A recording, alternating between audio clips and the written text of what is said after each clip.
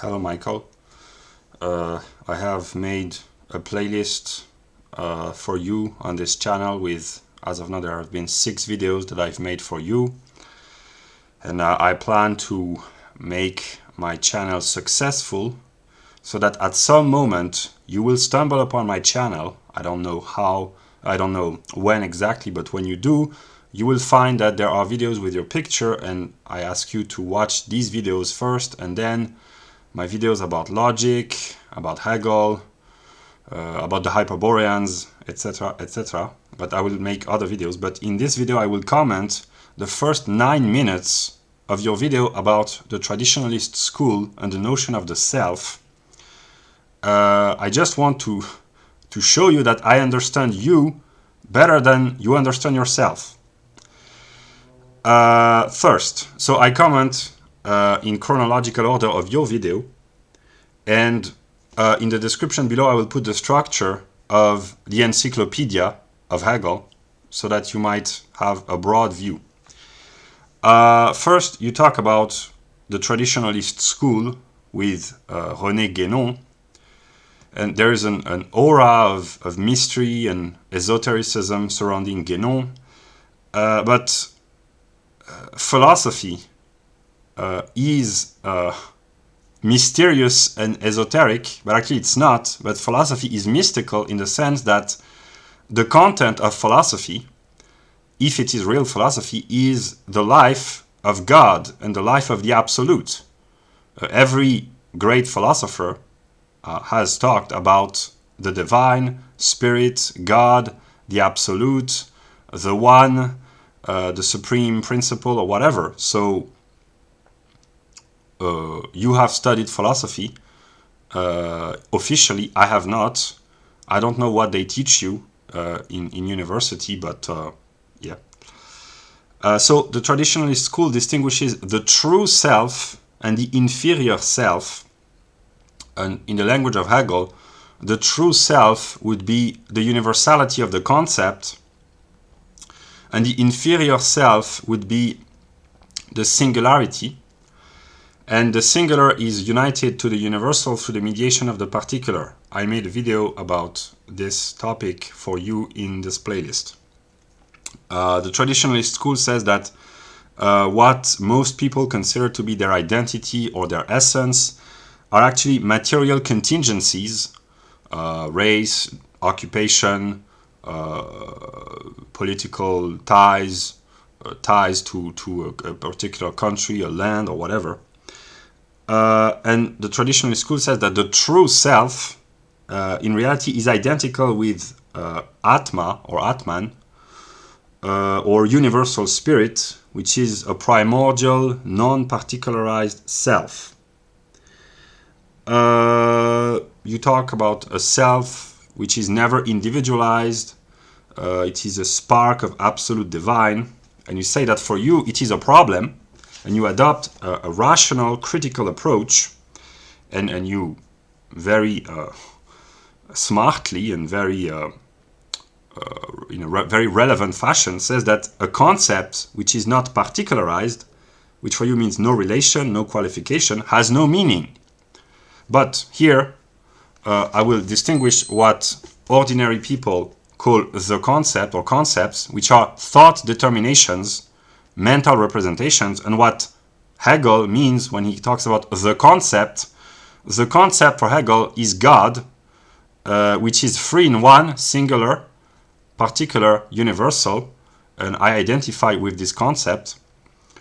And I made a video to explain that every human being is an image of the concept, because every human being who thinks is a singular, fully determined, concrete individual with particularities, age, race, gender, nation, political affiliation, job, and tastes in whatever, music or religion or whatever, and has a universal self, which is pure thought, which is identical for all thinking entities.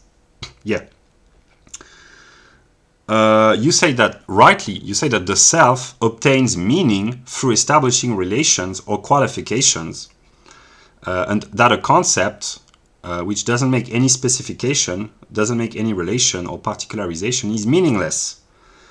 if a concept can mean anything and nothing in particular, it loses all meaning. And the science of logic by Hegel begins by saying that the absolute is being. But pure being is nothing. So the absolute is nothing. And being, not pure being, but Dasein, which is the most abstract form of determined being, can be said of anything. Anything has Dasein or is Dasein. So it loses all meaning. If you talk about, I don't know, Australia, it's a thing. A salad, it's a thing.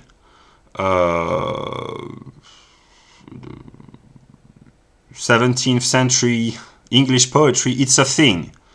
But they do not have many things in common except the fact that English poetry, a salad, and Australia are things. But as you say, if a concept like a thing, if it means anything and everything in particular, it loses all meaning. What can you tell me about Australia? Well, that's a thing.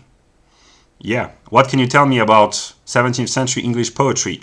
That's another thing. Yeah. So you are right in saying that a concept, if it is not particularized, it has no meaning. It's meaningless. And you say that people define themselves and give themselves meaning by giving themselves relations.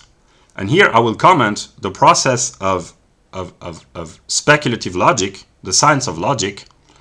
It is precisely because pure being and pure nothing are so abstract, they have no qualifications, no determinations, no content, they are not particularized, no relations, that they are driven in a movement, in a process to find content, which is determinacy or determinations, within this primordial void, so to speak, the void of pure being and the void of pure nothing. And this is what drives the process forward. And this is what creates, although it's not a proper word, but brings forth the logical determinations with which we think about the world. And there's a sphere of being, quality, quantity, measure, the sphere of essence, Reflexionsbestimmungen, essence and identity difference, essence, existence, phenomena, cause, accident, substance, effects, etc., etc., possibility, contingency, necessity, and eventually the sphere of the concept, which is God in a logical form, strictly speaking.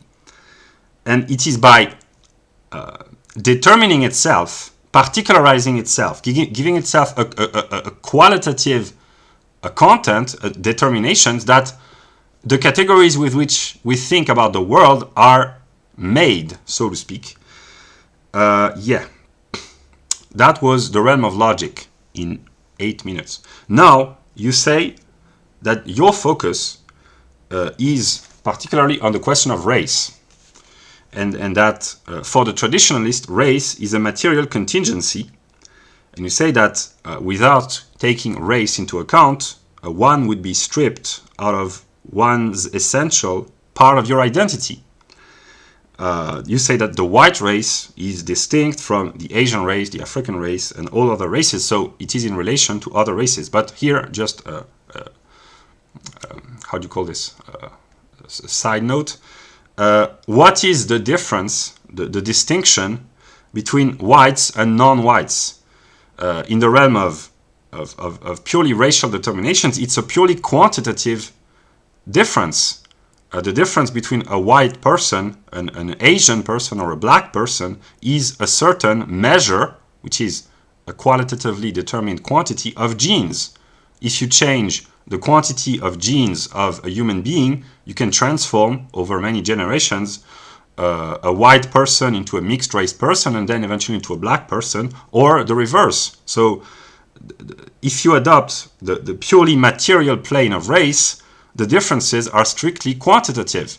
And you are probably 98 or more % white, but there are whites who are just 80% white, but they are white nonetheless, but they have native Indian blood or Northern African blood or Asian blood or African blood or whatever, but they look white. But the difference between what is identified as a white person and what is identified as a mixed-race person is purely quantitative, purely material. It's a question of genes. So, yeah. But then you say, you list examples.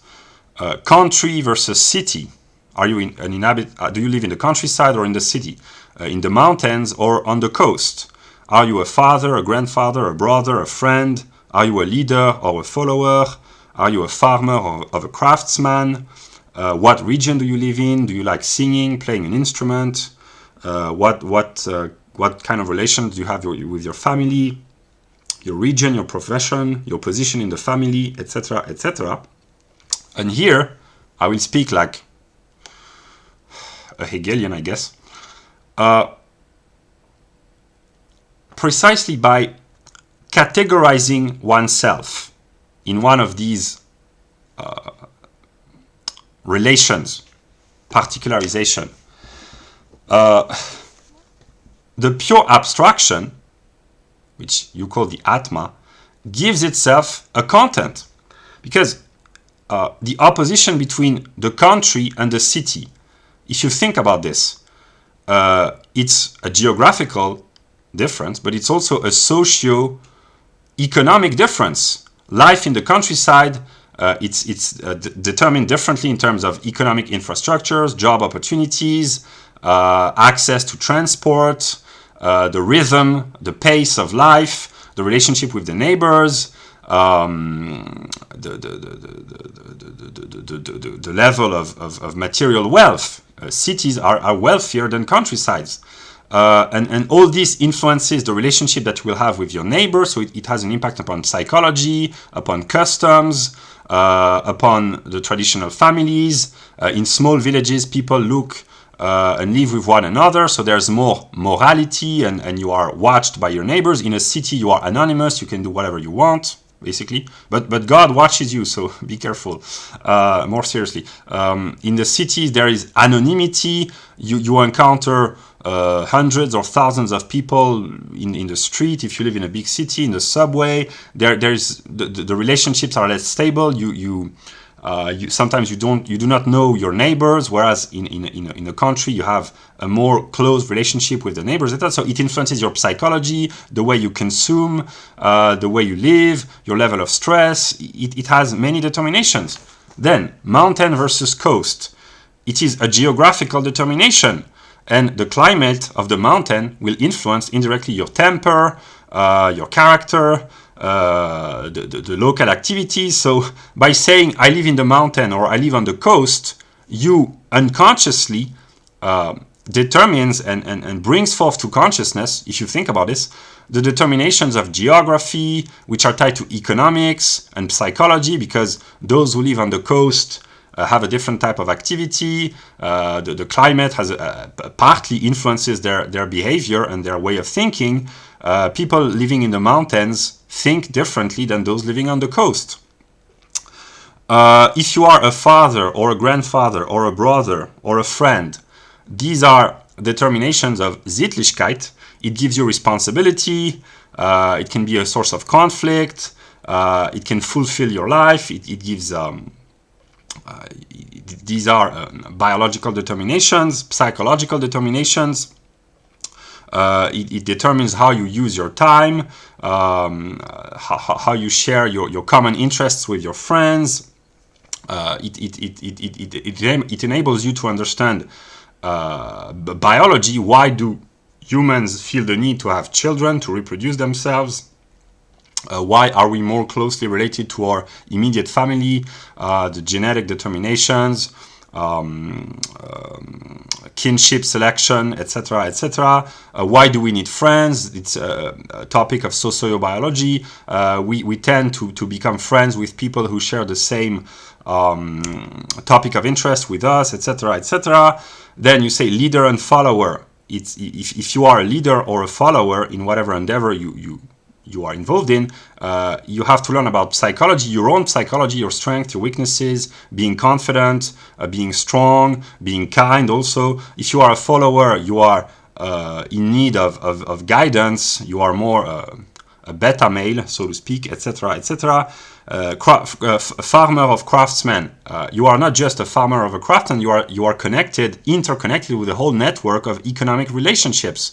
The life of the farmer depends on what goes in Wall Street, because in order to sell his products, the entire economic network has to function properly.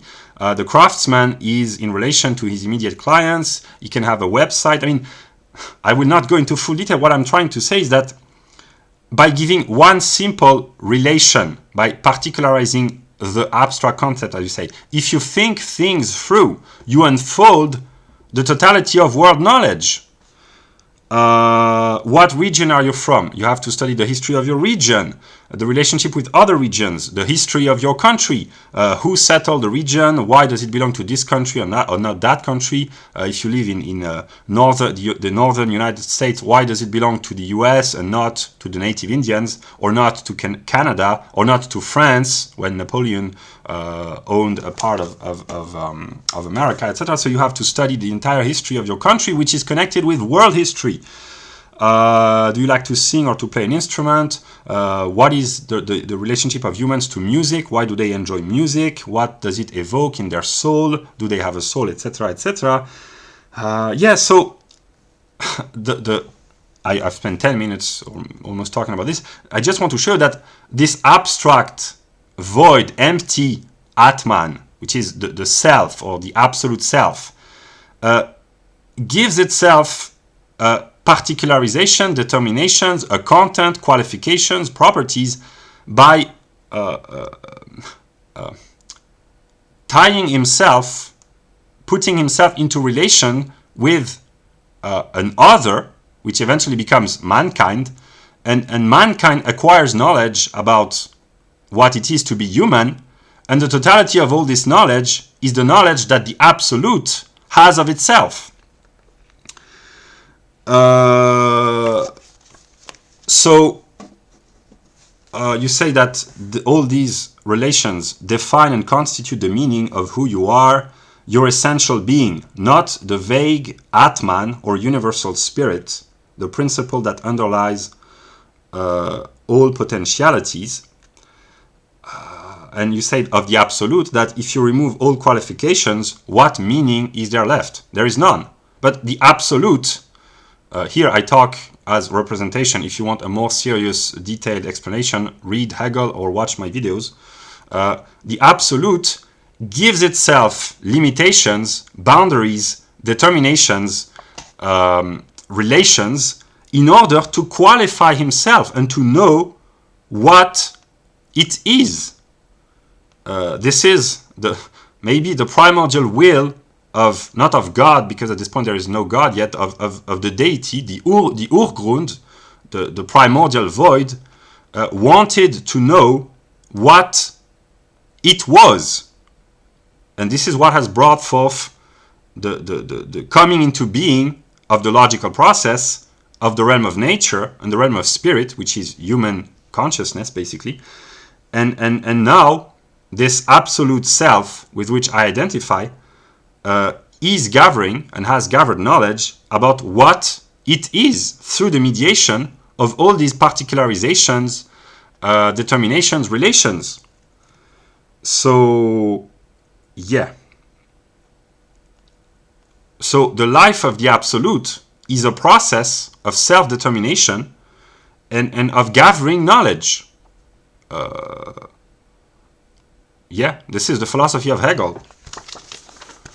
And you say the concept of the self is empty if it does not specify what it is, and that all concepts are defined by the relations that they specify.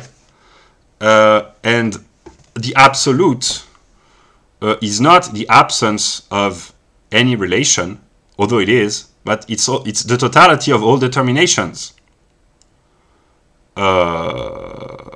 Yeah, so that's what I could say in 20 minutes. I will continue commenting your videos, but just